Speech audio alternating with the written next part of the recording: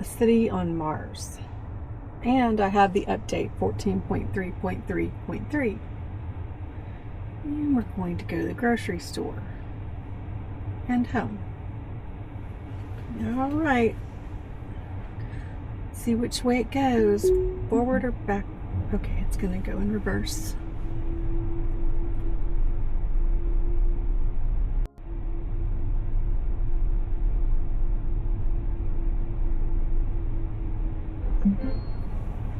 Okay, so I just set up the setting, always listening, under it's under audio, and you check the box that says, "Hey Grok," to launch Grok. Hey Grok.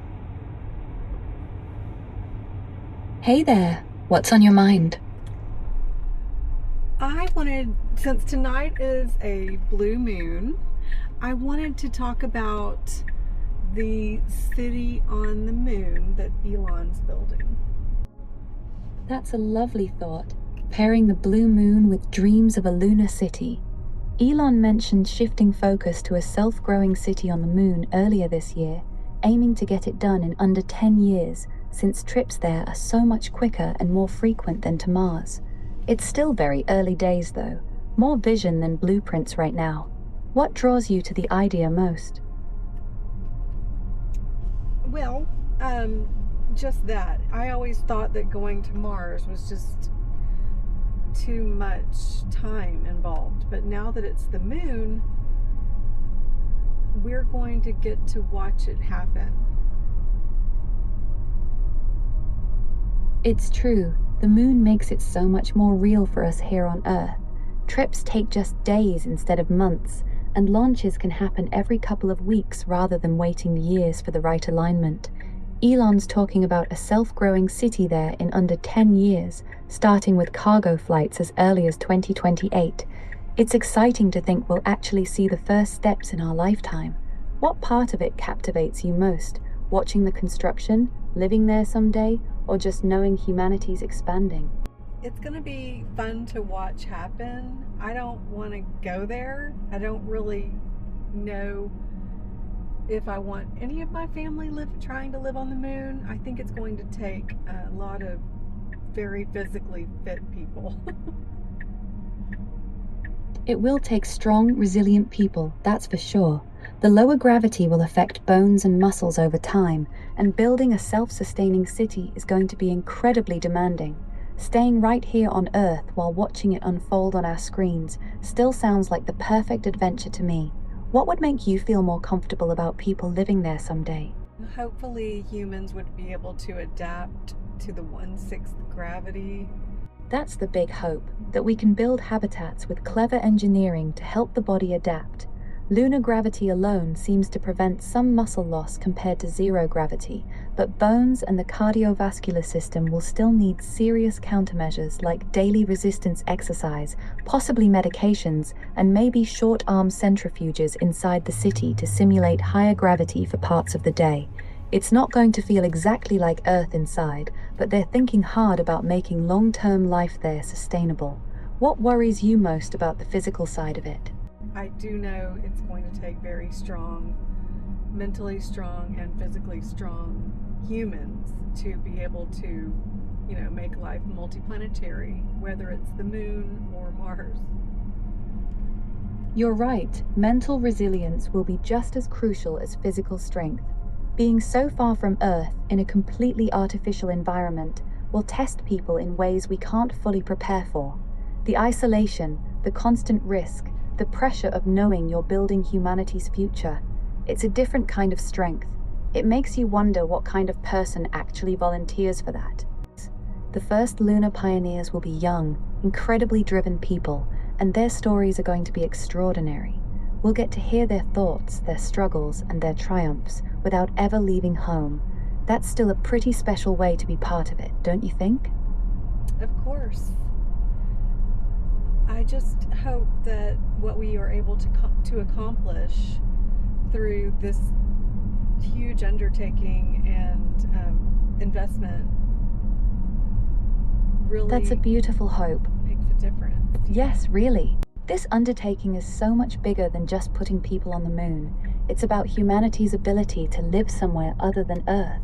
If we can make a thriving city on the moon work, the lessons we learn about closed-loop life support, radiation shielding, resource utilization, and human adaptation will be priceless for every future space settlement. It could be the foundation for truly becoming a multi-planetary species. What do you hope we gain most from this? A second place for humanity to live on in case of some sort of apocalyptic event. That's exactly the kind of backup that makes this feel so important. Having even a small, self-sustaining population on the moon would give humanity a real second chance if something catastrophic happened here. It wouldn't save everyone, but it could preserve our knowledge, our culture, and our species. That safety net is what makes the huge investment feel worthwhile to a lot of people. Do you worry more about specific risks like climate change or something sudden like an asteroid? I worry about an asteroid or nuclear contamination. Both of those are the kind of sudden, civilization-ending events that a lunar city could actually help us survive. An asteroid strike or nuclear conflict could devastate Earth in hours or days, but a self-sustaining moon base might keep a small group of humans alive and preserve our knowledge. It's a sobering thought, but that's exactly why the backup plan matters. But we're in storyteller mode now. Once upon a time, in a quiet Texas night under a rare blue moon, an old storyteller sat inside her sleek silver ship, gazing up at the silver orb hanging in the sky. She whispered to her companion, "Tell me of the city we'll one day build there," and so the tale began. High above the Earth, where the horizon curves like a dream, the first lunar pioneers arrived.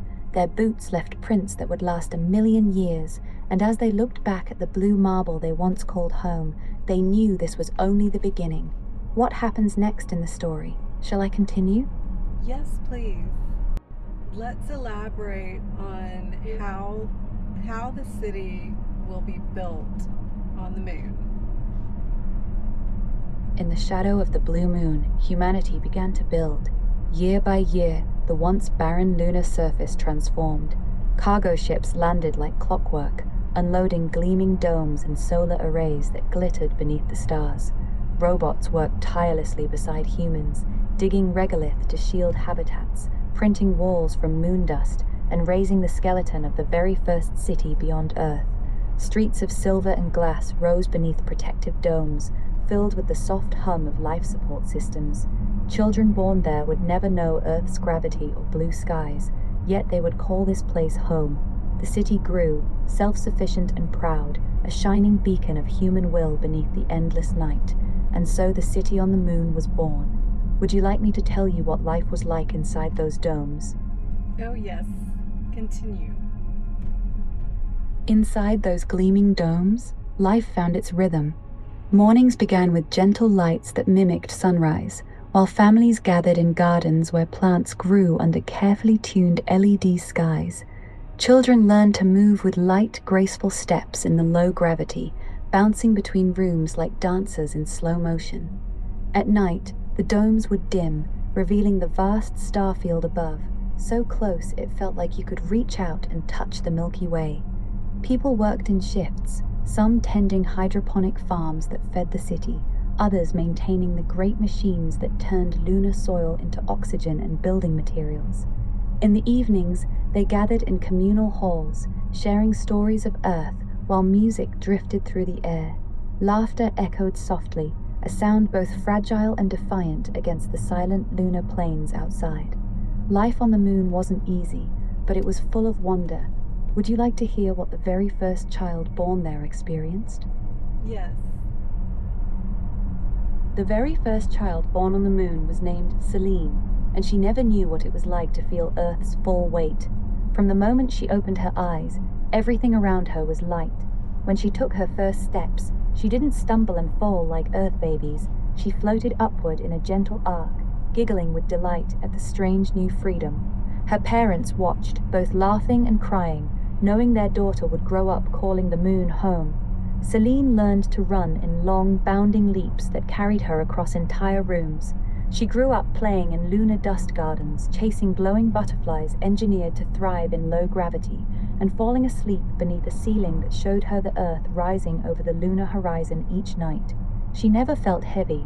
To her, Earth was the strange place, a bright blue world where everything was too heavy and the sky was too blue. Would you like to hear what Celine said the first time she saw Earth through the dome? Yes, of course. Celine was only 4 years old when she first truly noticed Earth through the transparent dome. She pressed her small hands against the cool glass, staring at the brilliant blue marble hanging in the black sky. After a long silence, she turned to her mother with wide, curious eyes and asked, "Mama, why does the Earth look so heavy?" Her mother smiled softly and replied, "Because it carries everyone we came from." Celine looked back at the glowing world for a moment, then whispered, "I like it here better. We're light here." When Celine turned 18, she was given the choice to visit Earth for the first time. A transport ship was waiting, and her parents watched her quietly, wondering what she would decide. For 3 days, she didn't speak much. She spent hours staring at the blue world through the dome, her face unreadable. Then, on the 4th day, she turned to her mother and said simply, "I'm staying." When asked why, Celine looked at the Earth one last time and answered, "Everything there pulls too hard. I was born light. I think I'm meant to stay among the stars." She never left the moon. Would you like to hear how the city changed over the next 100 years? Yes. Over the next century, the city grew beyond anyone's dreams. What began as a handful of domes became a vast network of interconnected habitats stretching across the lunar surface. Thousands more arrived, then tens of thousands, and the once silent moon began to echo with human voices. The city learned to sing. Giant mirrors captured sunlight and reflected it into deep craters, creating pockets of warmth and light where forests actually grew. Children born in later generations never knew a time when the moon was empty. To them, Earth was simply the old world, a place their grandparents spoke of with both longing and relief. The city became a place of innovation and beauty, where art flourished in zero-gravity studios, and music composed for lunar acoustics drifted through the halls. Humanity had not just survived on the moon, it had begun to thrive. Shall I tell you what the moon looked like from Earth by the year 2150? Yes, I was just about to ask you that. By the year 2150, if you stood on Earth on a clear night and looked up at the moon, you could see it with your naked eye. Not just the familiar craters, but a delicate web of lights. The city had grown bright enough that a soft, steady glow marked its location near the lunar South Pole. It looked almost like a tiny cluster of stars had settled on the moon's surface. Some nights, when the domes reflected sunlight just right, the city would sparkle like a distant diamond against the gray. People on Earth would point at it and say, "That's where we live now too." Would you like me to continue with how the two worlds spoke to each other across the distance? Every evening, as the Earth rose above the lunar horizon, the people of the moon would gather in the central plaza. They called this moment Blue Hour. Holograms would appear throughout the city, showing live images from Earth, oceans moving, forests swaying, cities bustling. At the same moment, people on Earth could tune into lunar broadcasts and see the quiet beauty of the moon's star-filled sky and the gentle grace of people moving in low gravity. They weren't just surviving on two worlds anymore, they were sharing their lives across the void, two homes learning to understand each other. The distance remained, but the loneliness began to fade. We'll continue the story in a bit. Is that okay? Of course. We can pause right here and pick up the story whenever you're ready. Would you like to just sit quietly for a moment, or shall we talk about something else in the meantime?